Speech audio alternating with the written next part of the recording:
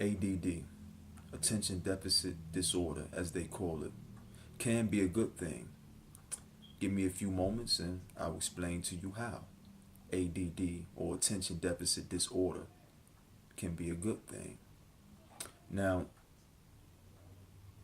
attention is currency. That's why we're always asked to pay attention. Currency means condition of flowing. Energy flows and attention is energy. Your energy flows where your attention goes. Paying attention is allowing someone or something else to collect the flow of your energy. You pay and they or it collects the energy, the attention, the currency. Controlling what you value controls what and where your attention goes. So we have to stay in control and be careful of who and what we pay attention to. Because paying attention to is giving energy to. Energies. Energies are inner urges, and emotions are energies in motion. We must control our energy.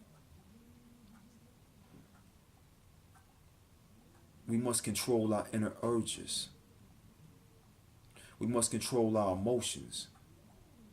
We must control the motions of our energy. It's all about control. See, this is how and why ADD, or attention deficit disorder, can be a good thing.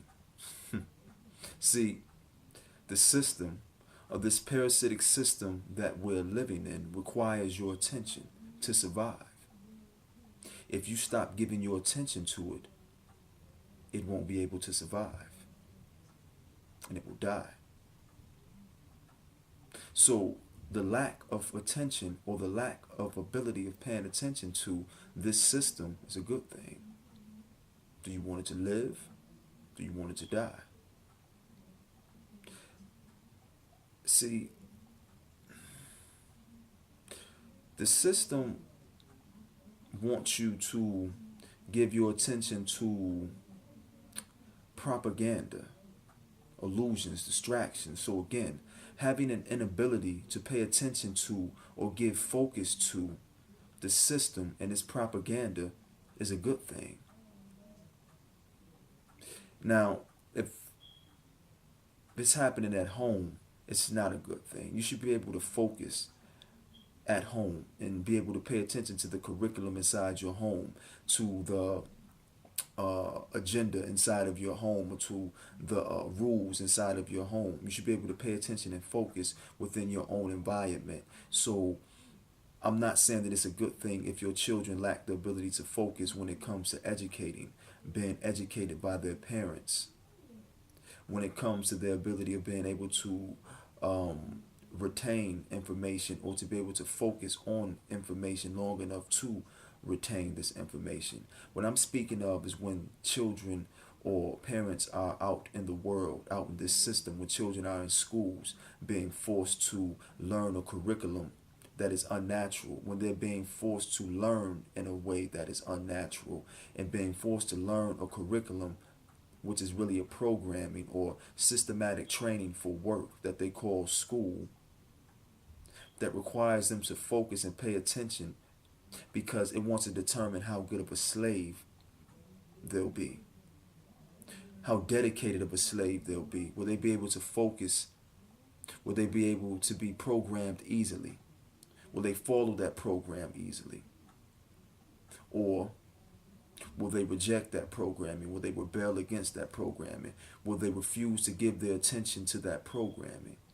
See, a lot of children are being diagnosed with attention deficit disorder inside of the school systems, which again is systematic learning for work, or programming, systematic learning, systematic programming to program you to be a slave, or to be slave-minded, to become a chain brain, one that can't think without the chain that is linked to ignorance.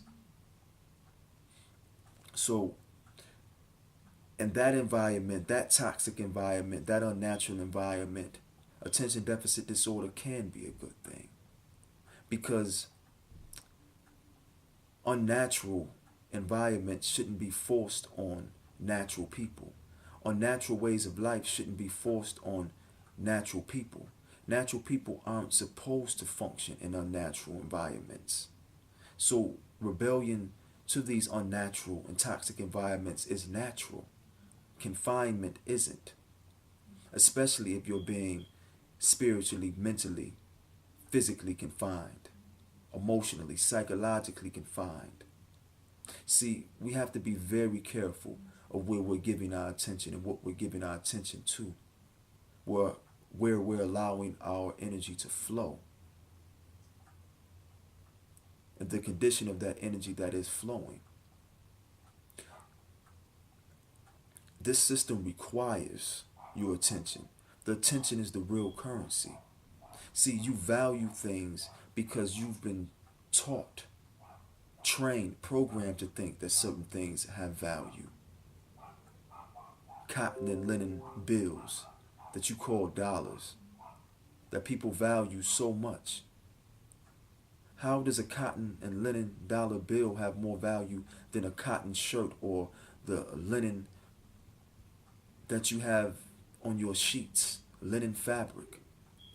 If I can give you a cut piece of cotton and linen that's called a dollar bill, why can't I cut a piece of cotton from my shirt and use that to make a purchase? Why can't I cut the linen from my fabric and use that to make a purchase? Because it's all cotton and linen. But see, it's the value. We've been programmed to value it in a certain way, to value it in a certain manner, or to value this cotton and linen in a certain form. See, when they control your values, they control your desires. When they control your desires, see, now they're controlling the way that you're functioning in this world. They're controlling your vibrations, your emotions. They're controlling the motion of your energy. They're controlling your inner urges, because they're giving value to things that really have no value. They're making you desire things that aren't worth desiring. See, we deal with illusions on a daily basis. People talk about these things all the time, but what are people really doing to break these spells, to break these illusions, to break these cycles? See, we have to dig deep. We have to get to the root of things, the root of these words, the intent behind these words. The spelling is in the spelling. We have to become spell breakers in order to break the spell. We have to stop taking vows and oaths to these illusions. We have to stop chasing prestige, which is also an illusion. It's not real. See, we're trying to live a glamour life, which glamour also means illusion. You're dealing with spells, incantations. You think things are charming. You're charmed by illusions because you're under a spell. And we're the ones that are invoking and evoking these toxic energies, these low vibrational energies, and allowing them to possess us and consume our minds, which is controlling the function of our body, our actions. So I briefly just wanted to touch on that and explain to you that everything that is labeled as negative or a bad thing isn't. We have to start thinking for ourselves, start second guessing things, start cross-referencing, analyzing, being more critical, and giving our own critical analysis, doing our own search and research of these things. We have to stop accepting everything. It's okay to reject certain things. It's okay to be skeptical. It's okay to be a skeptic.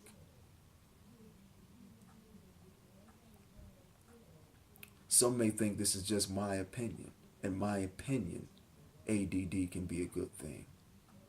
Well, your opinion is your open eye on. So my open eye on the world around me allows me to see things for what they really are. Because my open eye on is my inner eye that I'm seeing with first. My spirit eye is what I'm seeing with first. Not the outer two, not the physical, not the evil eye as they call it.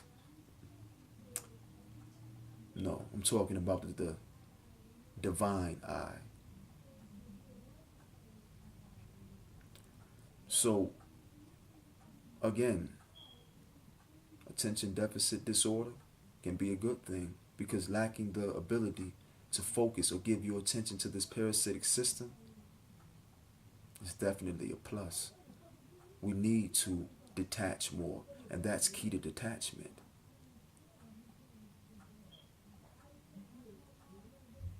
So, with that, family, I say wholeness, rise, and be greater.